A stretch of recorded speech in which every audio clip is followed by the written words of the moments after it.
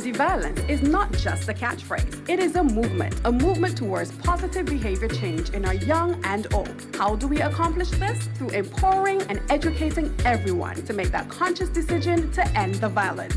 But what is violence? According to the World Health Organization, violence is the intentional use of physical force or power, threatened or actual, against oneself, another person, or against a group or a community. This action either results in or has a high likelihood of resulting in injury, death, psychological harm, maldevelopment, or deprivation. We all have seen the devastating effects violence can have. We cannot continue to let physical violence, sexual violence, domestic violence, or any type of violence run rampant in our nation. Violence benefits no one. Not me, not you, not our families, our communities, and definitely not our beautiful island Barbados. So let's all work together, join the movement, and end the violence. For more information on the End the Violence campaign, visit us on Instagram and Facebook at End the Violence. End the Violence campaign, an initiative of the Division of Youth Affairs in the Ministry of Youth, Sports, and Community Empowerment. Hello, I am Peter Thorne. Welcome to the fifth in a 5-part live panel discussion series on End the Violence, right here on CBC TV 8, brought to you with the compliments of the Ministry of Youth, Sports, and Community Empowerment in partnership with CBC, which you can also view on Facebook and on YouTube at the Division of Youth Affairs. This hour-long program, which we have been discussing a series of short films over the last few weeks, one every week, were first premiered at the Olympus Theatres on November 8, 2022, as part of the Ministry of Youth, Sports, and Community Empowerment's End the Violence initiative. The format is very simple. It consists of the showing of one short film each week, which will then be discussed by our panel, which I'll introduce to you shortly. And you are also invited to share your thoughts and perspectives. So far, the types of violence depicted in the short films have been domestic, gender, sexual, and psychological. And this week, it will be physical violence, which will be titled Snuffed Out. But before we view the film, let me introduce our panel. I have Mr. Danico Watson. I believe he's a change agent for the National Peace Program, a first time to the program. Welcome, yes, Danico. Thank you very much. Next to Danico is Joyanne Innes. She's an educator, advocate, and trade unionist. Also a first-timer. Thank you. Thank you, Peter. A pleasure having you. Next to Joyanne is Mr. Caleb Braffett. He's president of the Barbados Youth Development Council. Yes, good day. Thank you. Pleasure. And then next to Caleb is Onika Darlington. She's a change agent for the National Peace Program. Good evening. Pleasure to be here. A pleasure having all of you. And we'll be back after the break.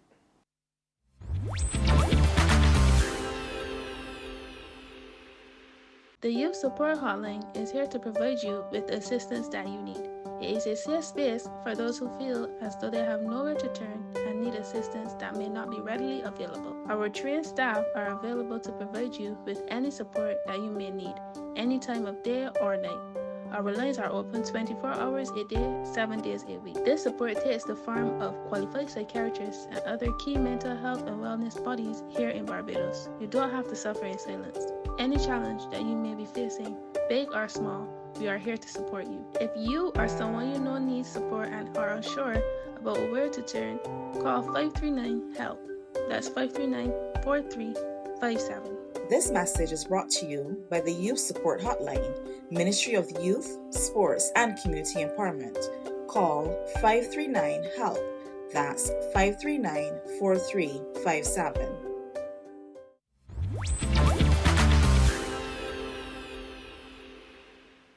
Welcome back to the End the Violence live panel discussion series. And I'll now ask our panelists to tell us how they got involved in this initiative. Danico, how did you get involved? Good evening. Good evening to everyone that's watching. Thank you, Peter. How I got involved with trying to bring out some sort of resolution for our country when it comes to violence, all forms of violence. We're here to discuss physical violence, so let's dive into it. I am a change agent in the National Peace Program, so it's my job to be in the field dealing with at-risk youth. I'm also a Premier League player for the football team in Deacon's Farm, and Deacon's Farm is mostly the community that I'm involved with. I've seen that I've seen various forms of violence, but physical violence is the most prevalent. And I stand on the basis that all physical violence is psychologically driven. That's my basis. It's all psychologically driven. I've seen fellas gamble, and just because of lost their money, there's some sort of emotion within them, and they feel that the only answer is brute force. They want to inflict some sort of punishment on the person that take their money, when it's them who put their money at risk. Dealing with at-risk youth is kind of very much a lot of hard work.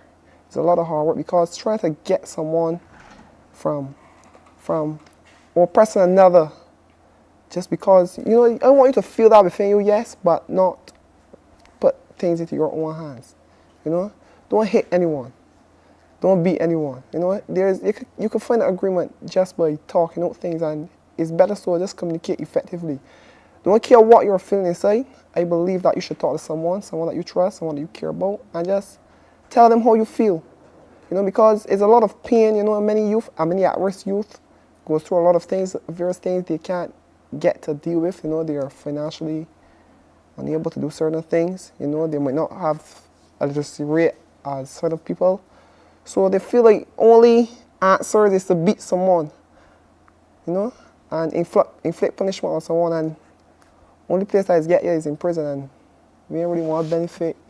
We want to left people in the prison service unemployed, keep up in there empty. Okay, no problem.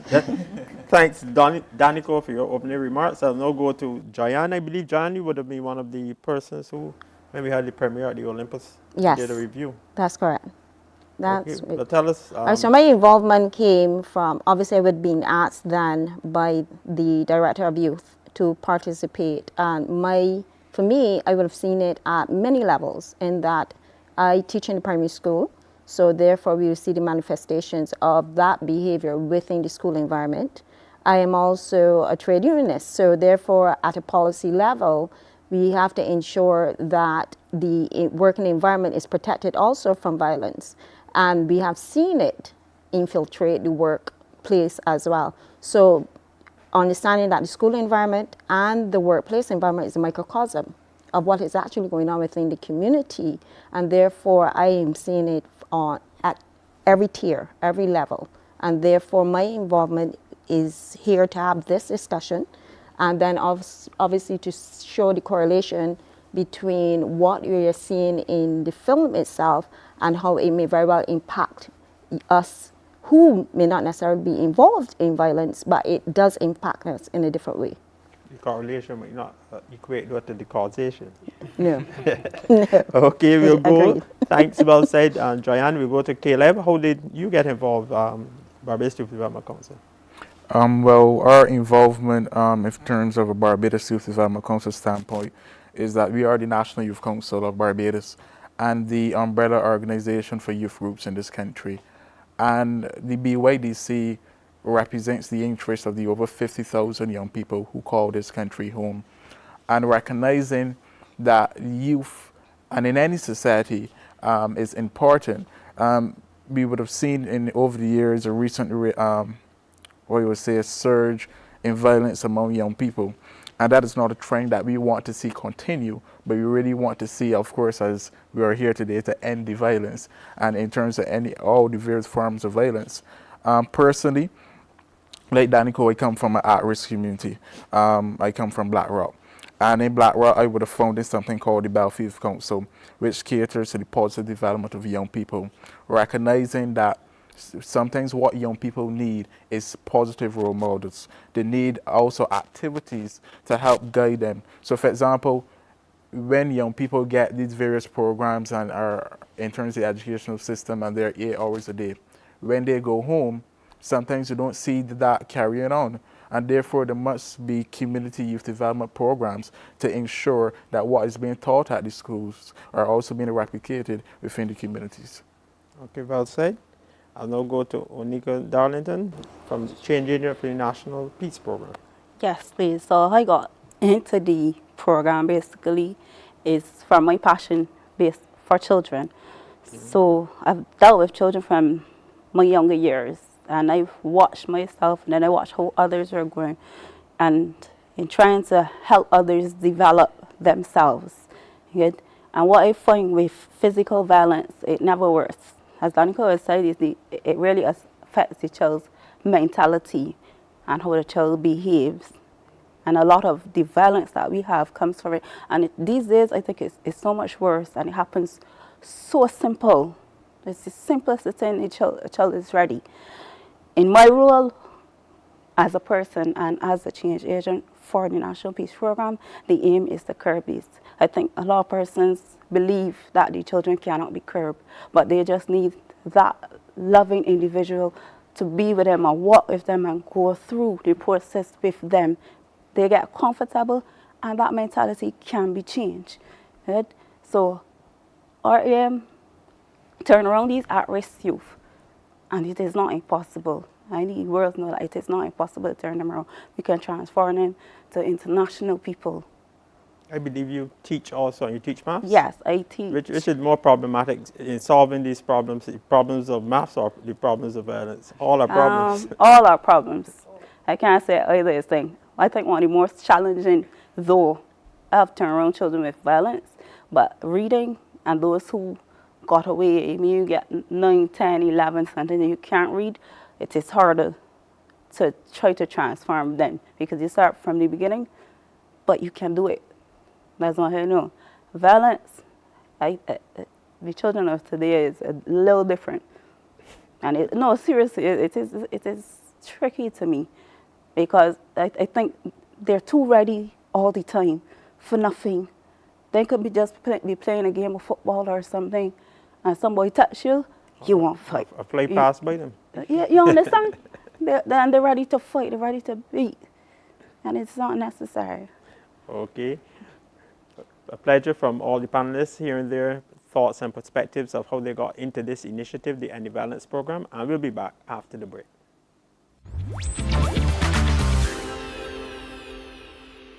The Ministry of Youth, Sports and Community Empowerment's mentorship program, Project Protege, is once again opening the call for suitable mentors and mentees. The program aims to provide youth with positive role models and support, create a safe space where youth can find encouragement and guidance, connect youth with individuals who can help when they are facing everyday challenges. Do you know a young person between 12 and 17 who could benefit from targeted guidance? Are you a responsible, caring and committed individual over the age of 21? Then Project Protege may be the right fit for you. Consider joining us and become a partner in the positive development of youth here in Barbados. If you or someone you know is interested in joining Project Protege as a mentor or mentee, please contact the ministry at 535-3835 or send an email to ydp@barbados.gov.bb. That's 535-3835 or email ydp@barbados.gov.bb.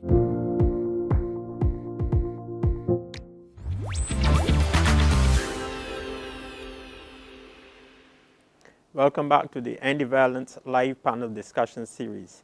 And we'll now be viewing the short film on physical violence titled Stuffed Out. So sit back, relax, and enjoy.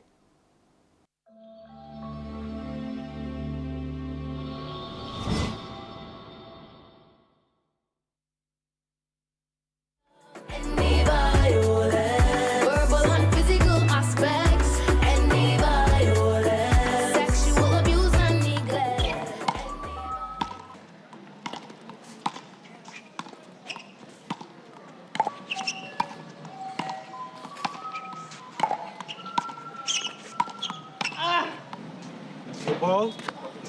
Yo, Terry? What's going on, man? Not much, man. Boy, you heard them gunshots last night? Yeah, man, them shots, they popping low, man. Boy, this man at the trigger happy or saying, boy? Wait, boss man, you frightened? You sound scared? Big man, I may not be scared like that, but I value my life. I got plans for the future, boy. Just the other day, I might get tapped down the back. And the man got stuck with out there, boy. They got too much little children running about here. Look. The men that get taken out, them deserve it. I hear them the snitches. Some of these men just want to come out here and change up the way things done up on this crank. I remember on the block, but we still got order, you know? Men just want to come and do us, then please. We got rules and regulations. Rules, right? Paul, you hearing yourself? I know all we grow up together. We're not gonna start with this gun violence thing, big man. Too much little children, elderly boy place. I know that none of them gonna let that happen to them. We're not gonna stop. None of this is we fault. What happened in the community ain't none of we fault. What is? The men vex and the men want to see blood. It could be gun, it could be knife. The men don't care. I myself don't care. Once they don't happen to...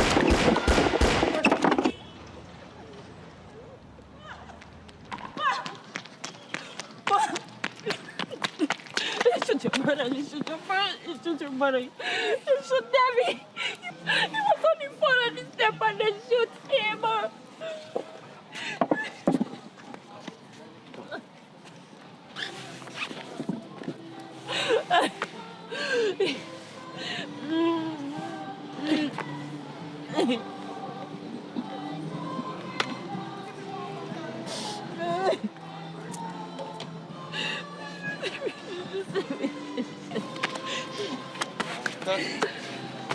Paul, what are you doing?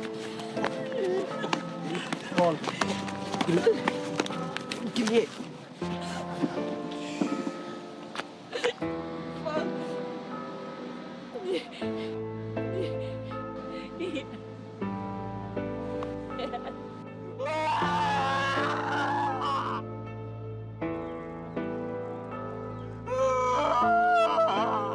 How much more, Ja?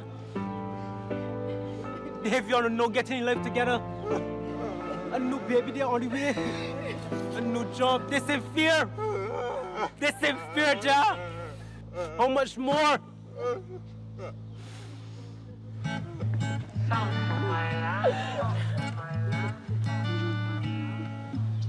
Woke up early this morning to the sounds of crying. Another mother shedding her tears. Oh, yeah. Why all the pain and suffering? Why all the senseless killing?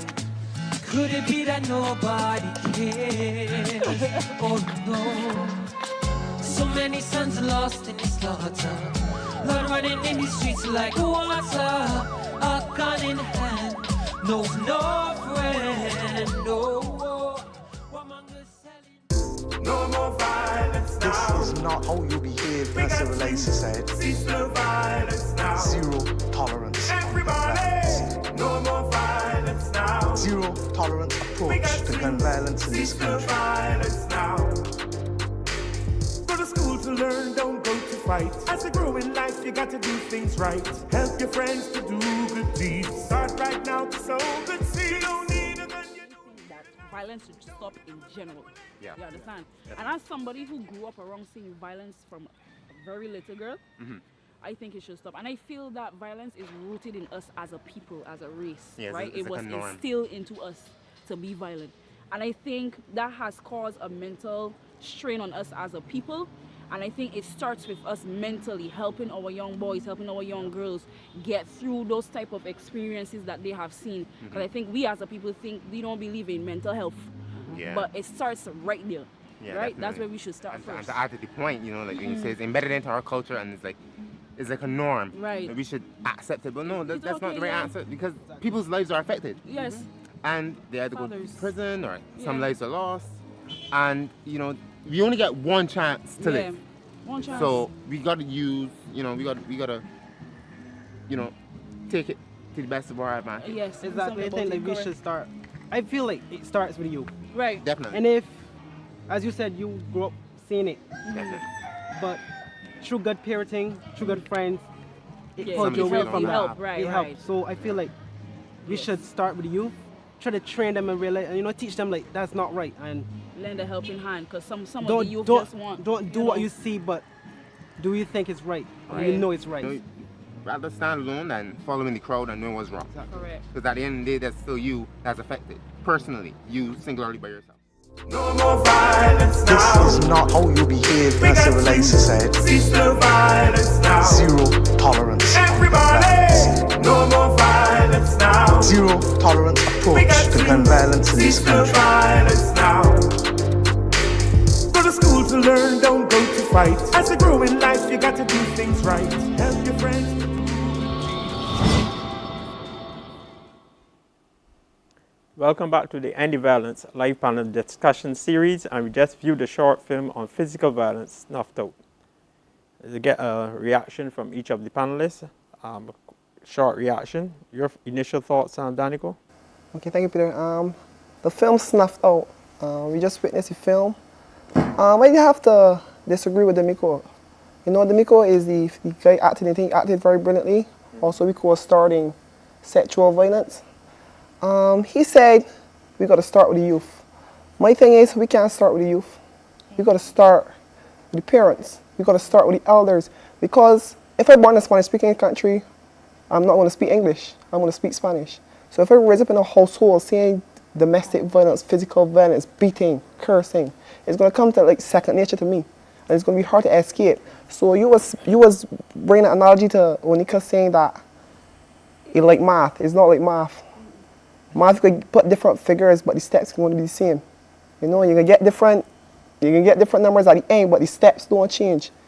Each child have a different upbringing, so each approach must be different. That's my take on it. What the initial thoughts of Danica Watson, Changing National Peace Program? Your initial thoughts, Jayan Inu? All right, so I saw when I listened to the discussion, it involved, he was talking about the hierarchy that exists within that same setting. Because he was asking them, how could he snitch? So therefore there was a loyalty, there's a code of respect that is expected within the block itself. And if you're looking at that, and then when he's saying the expectation is that I am honorable, I am loyal to this hierarchy. So the expectation is that I would not be harmed, or my family would not be harmed by this same outbreak. He was actually condoning the reaction with persons getting killed. Now, for me, my question would be, what is it that has caused that loyalty? What was missing? What is it in the community itself, in the culture itself, in that dynamic itself that would lend to persons being loyal to this level of violence? What is it? And if you can understand what is missing, what makes this person, because they respond, when we were growing up, your parents would say, what happened in this house stays in this house. Same type of loyalty is occurring. So these persons are loyal, these youth are loyal to this hierarchy. If we could find out what is it that has caused this loyalty, whether it's economic, whether it's protection, whatever it is, if we could find it and find out if it is a source or if it is a culture, then we would probably be better able to deal with eradicating this type of violence within the community. Okay, we're going to get back to that, but the initial thoughts of Jayan Innes. Your initial thoughts, Mr. Caleb Braffett? So before I offer my initial thoughts on the video that's played, I just want to piggyback on what Danico would have said. And when he would have made mention that it doesn't start with the youth, but it starts with the parents. What I recognize now in society is that we have children parenting children, and there has been the loss of the village mindset. There has been the loss of the elders passing down the knowledge on how to train up your child, and therefore you will see the systematic problems and the societal problems that we face today, because there has been that loss and connection to the years ago, so that's why we see what I would say the explosion of violence that we see today. So in the video that would have just played, the guy can't remember his name, but the main actor, he would have talked about that there's order and regulations on the block. Sometimes when young people go to the block or go to get away from that of the workplace, they go to say, well, I don't like the order and regulations. Sometimes I go there because, there's no order and regulations. But when you go on the block, there's order and regulations. There's a hierarchy that you have to follow, When you get there, you're just a small fish, or you might be the sent-out boy to go and do X, Y, or Z. So there's still order and regulation no matter where you go. And I believe that sometimes we, even as young people, fail to really to depart that knowledge into people who are at risk. That, and listen to me, wherever you go, there's going to be order and there's going to be the regulations. But it's which one you're going to follow. You're going to go and follow on the block, which is going to lead you down with pathway that will lead you to prison, or you're going to follow the order and regulations that will lead you to prosperity. So it really comes down to socialization and that of children parenting children, and the loss of that village mindset and really departing the knowledge that children really need now to get rid of this explosion of violence we really see day to day. Okay, initial thoughts of Mr. Kayla Bradford. Your initial thoughts, Onika Darlington? I will piggyback on everyone because they spoke well about what they said, but I would go back to the beginning and us starting early with working with them. There's one thing I heard is when he said after the guy was shot that he was now getting his life together, which means that he was probably one that came out on the block the same way, and then he came to a realization, whether late, whether early, good, but it goes back to where we would try to curb them from early, and that is where we have, as agents, as persons, the youth development, the earlier we get them, the earlier we can try to get them from worshiping the wrong level person or community, organization, because technically the block is an organization also, and a big one. Okay, the opening thoughts of Onika Darlington, Change Agent for the National Peace Program. And we are going to invite you to call us at 228-5562, and we'll be only too glad to welcome your calls during this program. And we're going to take a short break, and we'll be back in just a moment.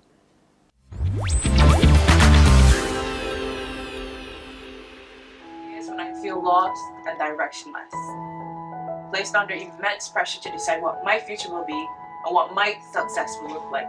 These emotions aren't unique to me. Many of us suffer with these feelings.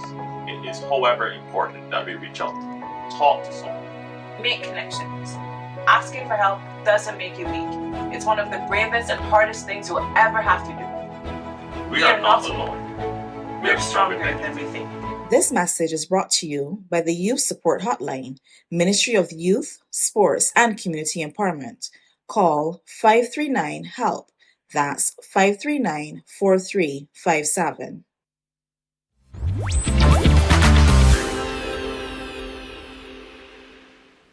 Welcome back to this live End Violence live panel discussion series, where we just viewed a short film on physical violence, Snuffed Out. Okay, I'm going to get into the discussion. I'm going to posit something that whether we are on the block, whether we are in the home, whether we are on the hill, we should not accept any form of violence in this society. No matter who brings it, whether they want to call me a snitch, whatever, we believe that this society is lawful and we should do everything in our power to make it remain that way. But that is to ignore then the realities. That is to ignore that that's very utopic. In that you're saying that there is fairness there across the board, there is equality. It does not exist. When you are looking at, even in relation to drugs or guns, one that has always fascinated me. Dwayne Devonish would have done a study in relation to guns and violence in Barbados, I think in 2022. Now, the average person cannot afford, the small man can't afford to purchase a gun, so he has to rent a gun. But that means that guns have become in here, and the person or persons behind bringing those guns in have to have a certain level of wealth. So therefore, and then what would happen is that you rent it from me and you utilize it. So that means that for me, I use the firearm as a form of empowerment to give the impression in my society, in my small group, that I have power coming with me. So if that is the case, that means it has to be economic based. It has to be economically, I'm driven economically to appear as though I have a certain level of wealth. Yet, in our societies, you have persons at the highest end of the echelons that has wealth. And that is that who they're aspiring to? Is it that I want to appear as though I can be respected, because what comes with wealth is a level of respect? Is that what they're intending to do? Is that why then I will run around, decide that I'm going to be loyal to whoever is within my hierarchy, stating to them that I want to aspire to you? So it doesn't matter if you may deem it as deviance, but for me, I'm surviving. And I want to aspire that. I do not have the education background to aspire it, to get to that point. And I surely do not have a fairy godmother that is going to give me X amount of wealth. So I have to achieve it one way or the other, because for me, I am not to end up at the bottom of the pile all the time. Danica positively view that most violence or all violence is driven by psychological violence at the core outset, of it, the core of it. Let me give you a personal story quickly. When I was a young person, I used to go dancing. I used to go in the after dark, and a guy stepped on another person, and that resulted in the person getting killed. And then another incident happened, and then the fella followed him and also killed him as a result. Just step, you meet, you're dancing and step. The last time I went to the Oysons Fish Festival, I was with my wife, and I was there just having a drink, and then we hear pow pow, and the man got shot and died. I have never been back to the Oysons Fish Festival, and that was in my late 20s, early 30s. You see the impact it has had on me. Yes. You understand? And I'm now an older person, so these things can affect us for a lifetime. I agree. Well, my take on it is, you were saying about the higher echelons and the wealth and people coming under them for some source of power. They want to idolize these people, the higher echelons, but they idolize what they have. What they have. Yes, it's the wealth that they aspire to. But it isn't wealth when we think about it. I think one of the things that I would differ on that point is that a lot of it is being bred, and how you would say that they ranked firearms. What is happening now is children are being given firearms and given the belief that they have this authority to take care of those higher ones, the hierarchy. And that is what is happening in society these days. So that means that there are layers. There's wealth. That's why I had asked in relation to this one. There's wealth, and there is protection, and there is for us an identity. So if we could figure out which of these this one is driven by, maybe then we can begin to then put things in place to shift them away. Because if for a child I'm looking for identity, if I'm for a young man I'm looking identity, that is between what, the ages of 13 to 18, 19 years old. I'm looking for identity, a girl looking for identity. And I'm not getting it at home, or at home I deem that my environment is hostile. I am going to look outside of that environment for that connection, whatever that connection may be. I, as a child, may not want to necessarily say I'm involved in deviance, but to tell the truth, this person accepts me for who I am, or what I deem. They're not aware that I'm being conditioned and indoctrinated to embrace what is going to come next. Are you really getting an identity, or a real identity, or false identity?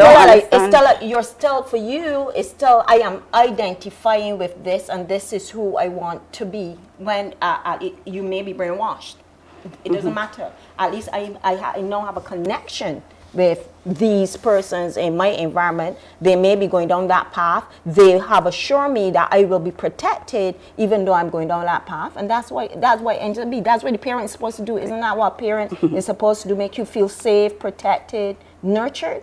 But how can they, if they are children parenting children?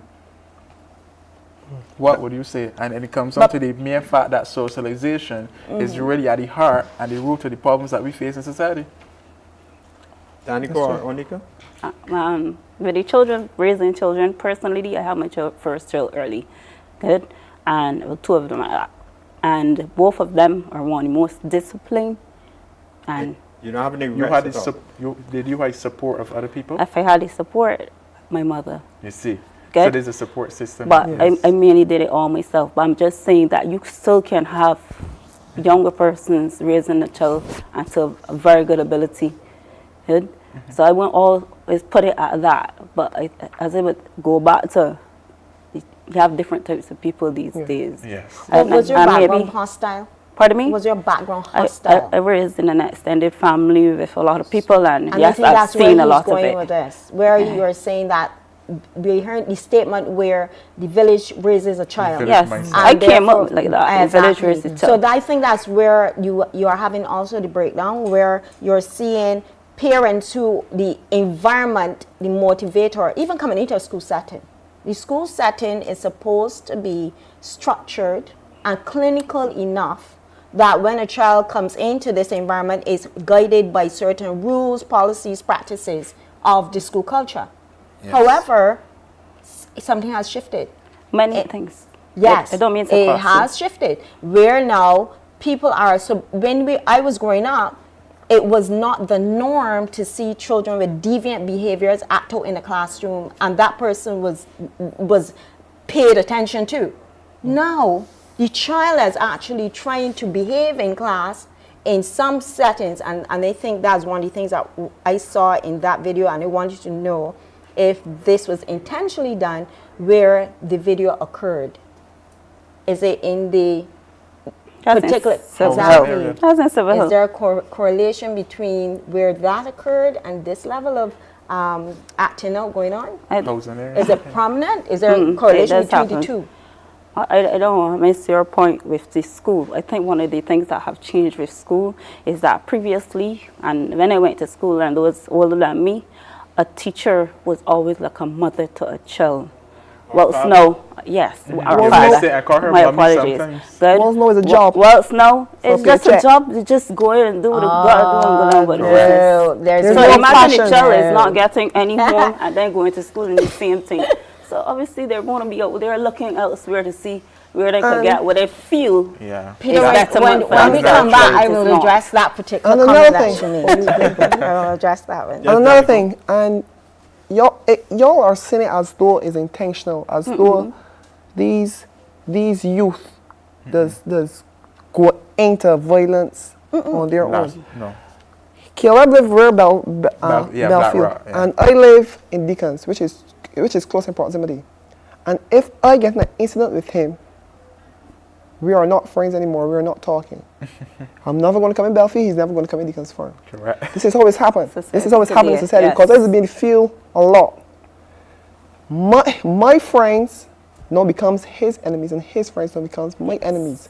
So my friends are not. So it's not like a British hierarchy. It's self-made.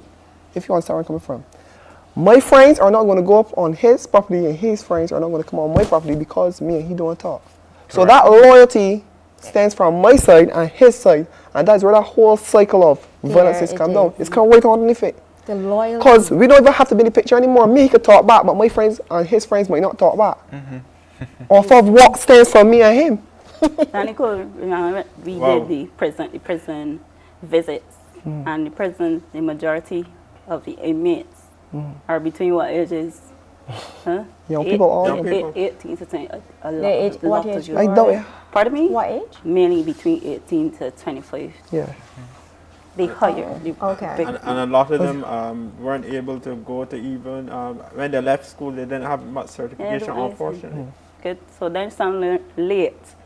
To go back to the same thing, you see the gentleman that died in the same video, what he was saying. He was not getting himself back together. Yeah. Okay, very interesting discussion. It is. We are going to take a short break and we'll be back in just a moment.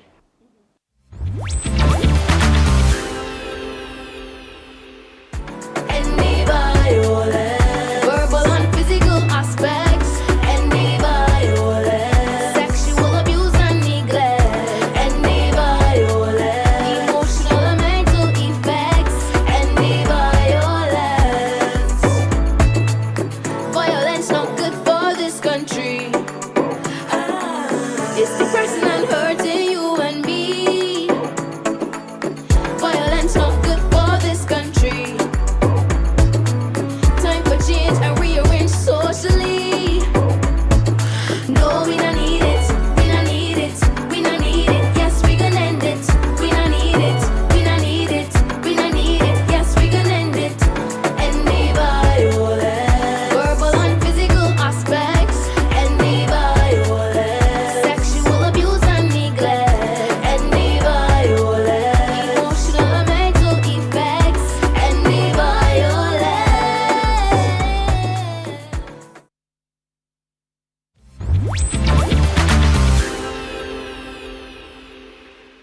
Welcome back to the Anti-Violence Live Panel Discussion Series. where we have viewed a short film on physical violence snuffed out. I'm going to posit something again to the panel. We got the good news this year from the government that, not politicizing the discussion at all, but murders were just around in the 20s, down from, I believe, in the 30s the year before. Yeah. The average, if you do an analysis in Barbados, is 1966. You get about 25 murders on average every year. When I was a student, I went to Jamaica. In my first weekend, I saw 13 people killed in one day, and then about another 12 the next day, which is about 25 people. Wow. They had 1 inch in terms of the paper. In Barbados, that would have been the headline, backline, front page. Almost every page would have been discussed. We have a society, whether we like it or not, we're the average is 25. In Jamaica, Trinidad, unfortunately, Guyana sometimes like used to be. Ghana is now trending downwards. You see how the Bahamas, the South St. Lucia was happening. Yes. We're, they're into the 70s, 100s, 500s, 1500s. Barbados is still within what we call the decent, acceptable norm. We must wrestle it. Would you submit that we must wrestle this problem down to the ground? Whether it's slapping, punching, murder, burning, strangulation, we, each of us, have to be a change agent and do our best to make sure that this society stays on an even keel. I agree. I agree with that. I agree. I agree. As you would have rightfully stated, that we would have really see a surge in violence in terms of murders across the Caribbean. In Barbados, it's somewhat relatively safe, so it goes to show that the programs and policies being implemented by the government, for example, the National Peace Program, is bearing some fruit. And however, what we're seeing now, even in terms of, let me look at, for example, the recent robberies I had over the last couple of weeks, and we would have seen in terms of the videos, we would have seen that many persons going to burglarize the various establishments. That I saw one when they had a gun and he would have knocked the shopkeeper on his head. Yes. So that's something that we were seeing, and that's something that we must wrestle to the ground. And recognizing too is that we live in a social world, and we know young people are on various forms of social media. We know that they will see these various videos going around. They say, they get away with it. We go one come and do it here too. For example, if someone come around me, I ain't gonna attack that. And they may use those forms of violence that you've seen on social media, and therefore use it as the form of violence that they're going to use to put on someone which would have so-called violated them, the disrespect the artist. I agree. Well, I think that it's in social media and even the music that they listen to, and what they don't realize is how it really gets into their brains, and they were actually starting to live this lifestyle without recognizing it's that simple. But years ago, we didn't have all of this. So no, honestly, there's so much more knowledge, whether it be knowledge or ignorance. I don't know if it's as simple. Violence is a very complex phenomenon. It is extremely complex, and therefore, yes, there is that what we call the media influencing, imitating. It could very well be imitating what is in society, or society imitating what they see via the media. So you can't, there is a very thin line to figure out which one is which one. But the truth is, you're correct in relation to when we measure our percentage per our population versus the one in Jamaica. Is it, when you look at the percentage, is it very close? Because we may be saying based on 285,000 persons versus 1.something million. So I think that you need to do that analysis to determine how far out we are. But you are correct. It doesn't matter. Us as a society, before we knew that we could leave the doors open, and then get up and your neighbor come cross and that sort of thing. Now you may have that thinking to shut your doors now, look outside, make sure, be careful. As I heard our producer, our floor manager saying, oh, it come up Christchurch, you know, based on coming from where is it coming from? So that's why I'm trying to figure out, is there a stronger correlation between the persons that are in the housing areas? Is that where is normal? And if that is where you're seeing high levels of deviance, why? And even if there is a level of deviance, we have to find somewhere or some preventative programs or educational programs to deal with it. Continuously. But are they surviving? Remember that a lot of this is economical, and in my society, my school where I teach is in the Ivy. Smack dab in the Ivy. So for me, I see it on all levels coming. I mean, you'll be having lessons, classes, and somebody will come in with a motorcycle zooming coming through. We have gunplay occurring right behind the fence. We have people run through the school. This is normal, so we have to then put things in place to make sure that we protect staff and students, student body. But my thing is, we're in a community where it's influenced to some level where this seems, when I do this, I somehow get some level of respect by doing it. Young man? Yes, thank you for saying young man, because we're actually young men from communities also. Within the community, this is where the National Peace Program steps in. We try to intervene in the communities, try to understand the people before we execute a program or organize a program. We realize the young people have a lot of anger in them. And what we try to do is try to introduce programs like, you like to fight? Let me try and see if you can box. Maybe you might find a little passion, a little love for boxing. And you can actually earn a living off of boxing. You know, you're strong, go a shot put, you know, be a bodybuilder. These kind of programs, the thing we will be introducing, and some have already been introduced. We are already doing beach wrestling. You know, you got to fight with the guns and thing now.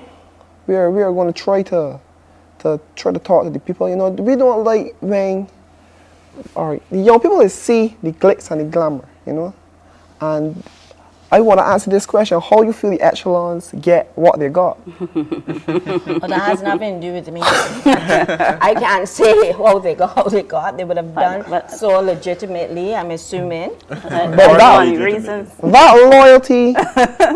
that loyalty comes from years and years of living together, playing football together, talking together.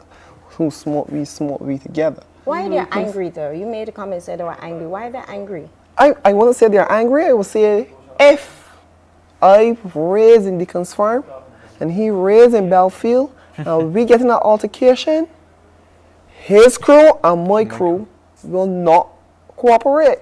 But sometimes the people from the different communities don't even know each other. Yeah. Exactly.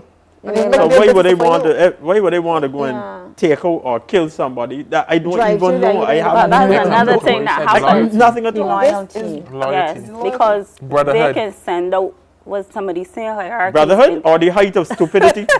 That's what it is. But them can send out some youngsters and tell them, go and take out this body. And they're going to do it. They don't need to know them. I can assure you that's brotherhood. This is why the National Peace Program is doing a lot of... Don't forget, you are telling me that Barbados is 100 or 99% literate and that we can... So we can analyze and think, and we are not capable doing this. We cannot really rationally think that somebody is going to put a thought process and a thought train into us, and that we cannot dissect it and say that this is... You have a level of right and wrong, and that we can say that this is wrong and this is right. If I may add, is that she would have rightly touched on terms of the economic part that plays in terms of violence. So, for example, let me say the boss man. I want a pair of shoes. I got something coming up. They reward them with smallest things. The reward is. So I want to go to this fair, and boss man, he said you have to do this, and to be able to do this, you have to be able to swear loyalty to this grouping, this crew or this gang, and it comes on to that problem, you know. So it's brotherhood that really drives the gangs, drives the crews that we see, and then the ability to get a reward for that said loyalty. So if you wear the same shoes that you had the week before, that's what you're saying. You're not there. That's why with him, he kept saying, you got snitches. They come in here and they want to change up everything in here. That's why. Because the comment that he made where even if I stand alone, no, you know you can't stand alone. If you stand alone, you can be sure that all ranks can close around you. You know, this thing, before we go a little further, not being thing, but this thing with snitches did not originate in this Barbados or the Caribbean. It's a North American Yes. But that's- phenomenon that has crept in, and it's crept in to be the worst. It is too those youngsters in North America are the worst off for that kind of behavior. I submit to you. If you can contradict me, contradict me. I'm going to. But snitching is not to escape the violence. Snitching is to save your skin from being inflicted upon. But as Jayan said, it's condoning the acts of violence. True. Yeah. What we're trying to do, we need to pull these communities together so that it just be one Barbados, not Pine and Dickens and Belfield and Chapman Lane. One Barbados. We need to pull each community together, because if you you're saying, so you're getting an impression that there are 2 Barbadoses or 3 Barbadoses. I think what he's trying to say is that communities right now are so they're so divided. Divided, yes. I think, but they're loyalty to themselves. I'm not going to say it is a good thing, but I'd rather this community loyal to themselves rather than them don't talk to people from the audience and still don't talk to one another within their own camp. Well, that violence is going to be in the thousands. I like what. Well, if you was my brother, we raised in the same society, come from small store and about with Pampers together. You know, I had on pull-ups and you had on a diaper. And we come up together and I'm against you and still against them, it's going to be worse. But what you have me scared is because in World War I you used to have what's called trench warfare. And you would dig trenches, and on opposite sides you would bayonet people and you would gun and whatever. But then you call a truce. And then you play football and you eat and you share things and whatnot, and at the end of that, then you go back and you fight and you kill the same person just playing football with and whatnot. I mean, I like what Minister Lane, Corey Lane, I guess because of his unique, him dealing with the youth prior to this whole thing, and now coming into it, that therefore he had a vision to see if he could bring these communities together. I guess working with Dwayne Devonish too brought where I can identify where some of the hot spots may be, and therefore you then had a particular group that you were targeting to see if you could bring them together. I'm not sure how that now how it is working, how effective it has been. I know he started being very effective, but then as you know, people get very disgruntled when I have been promised something and not getting it. Things turn again. People get very annoyed saying, okay, I said I'm going to work with you, but it is not beneficial to me. And when I say beneficial, I mean economically. okay, hold your thoughts here, Jayan. We're going to take a short break and we'll be back with the End Violence program in just a moment.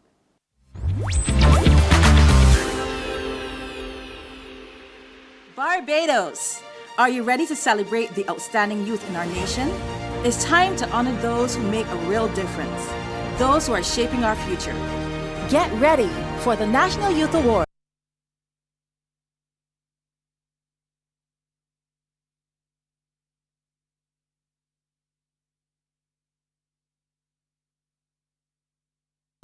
You can nominate those outstanding individuals who deserve to be recognized for their contributions. So how to nominate, you ask? Simply visit us at our Facebook page at Division of Youth Affairs and click on the link provided under the post section to access the nomination form. Alternatively, you can go to our Instagram page at DivYouth246 and click on the link provided in the bio. Once you have accessed the form, fill it out in its entirety and press submit. If you prefer a physical form, then select your preferred location from the list provided. You can find collection points listed on our social media pages. The nomination deadline is May 13, 2024. So spread the word to everyone you know, your friends, family, neighbors, and workmates. Let's make this year's National Youth Awards the biggest and brightest celebration ever. Nominate now to be a part of celebrating excellence in our youth.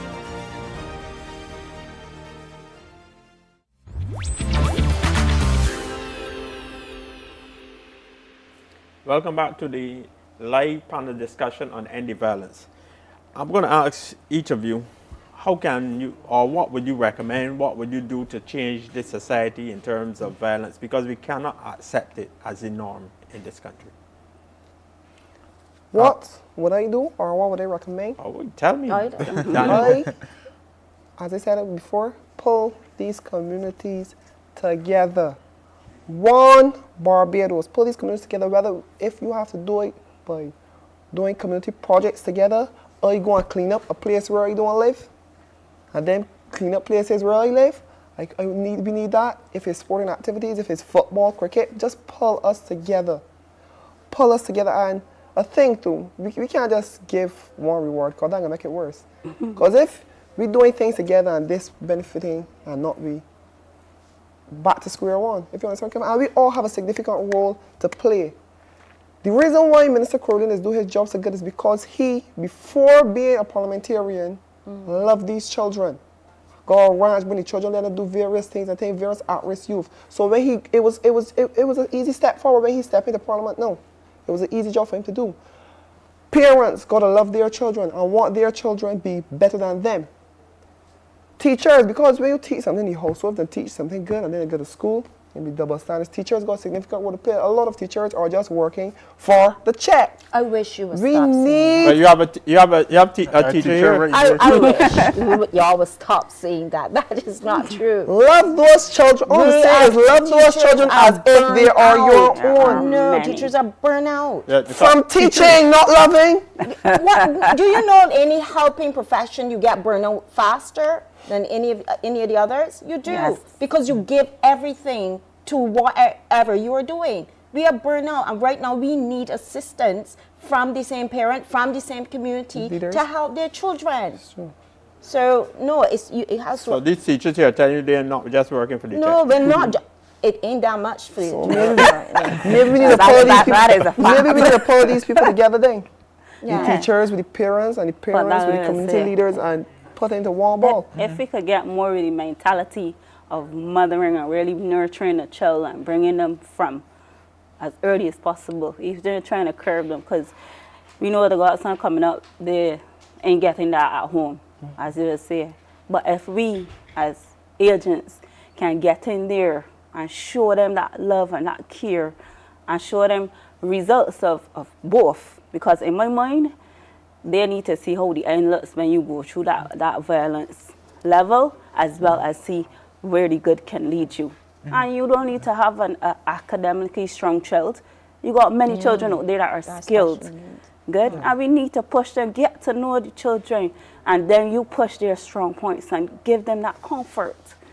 Yeah, I believe it requires really an all-society approach. Yeah. And just as That Danica village. said, but yes, to bring the communities together. You know, Alison Honey had this song with togetherness, and I think that's really important now. And really, as he said, we need to bring the communities together. And I believe the way that we as Barbadians can do that is through sports. I know football, for example, is really big, but there's also other sports that other people that need to be prioritized in such a way. But when it comes, you have to get the investment. Okay. And corporate Barbados needs to be on board. Story. Unfortunately, I believe time is coming up on us. So I am going to give each of you 30 seconds to wrap up. What would you want to leave Onika Darlington with the people of Barbados about physical violence? I would like the physical violence to end, and I would like more persons to be on board with each other to try to end the violence. Well said. Mr. Caleb Braffett, President of the Barbados Youth Development Council. What I would say is really piggybacking on Nika would have said that, and the physical violence, really and truly, all violence must end, and it really requires an all-society approach, and recognizing that socialization is really a core factor in the violence that we see in society, and we really need to be able to tackle the violence we see from the root causes, and that at the homes. Joyanne Innes, educator, advocate, trade unionist. For me, I'm data-driven, so I would like to see more studies in relation to Barbados, in relation to the communities, to see exactly where that level of violence exists, and therefore to move from there into then having the policies in place to address them. Final words of your Danica Watson. Well, I'm an actor, so this is my answer. We all have a version of ourselves, but we can be a different version of ourselves. So if you think you're a fighter, you could be a reader. If you think you could play cricket, you probably could play football. Find it, find the love, find the passion, and you don't got all the answers. You can ask questions. We can ask Peter questions, correct? Correct. Thank you. Well, time flies, they say, when you are having fun, and this was a program that I thoroughly enjoyed. I hope the panel enjoyed it, and you too, I hope you also enjoyed it. This week, we were viewing the 5th in a 5-part panel discussion series on end violence here on CBC TV 8, brought to you in partnership with the compliments of the Ministry of Youth, Sports and Community Empowerment and CBC, right here on TV 8, where we reviewed a short film on physical violence, Snuffed Out. Next week, we'll be reviewing the series of films as we wrap up our anti-violence panel discussion series right here on CBC TV 8, which is also shown on YouTube at the Division of Youth Affairs and on Facebook. We want you to join us next week at 4 p.m. again, right here on TV 8 as we review the anti-violence panel discussion initiative. The Youth Support Hotline is here to provide you with the assistance that you need. It is a safe space for those who feel as though they have nowhere to turn and need assistance that may not be readily available. Our trained staff are available to provide you with any support that you may need, any time of day or night. Our lines are open 24 hours a day, 7 days a week. This support takes the form of qualified psychiatrists and other key mental health and wellness bodies here in Barbados. You don't have to suffer in silence. Any challenge that you may be facing, big or small, we are here to support you. If you or someone you know needs support and are unsure about where to turn, call 539-HELP. That's 539-4357. This message is brought to you by the Youth Support Hotline, Ministry of Youth, Sports and Community Empowerment. Call 539-HELP. That's 539-4357.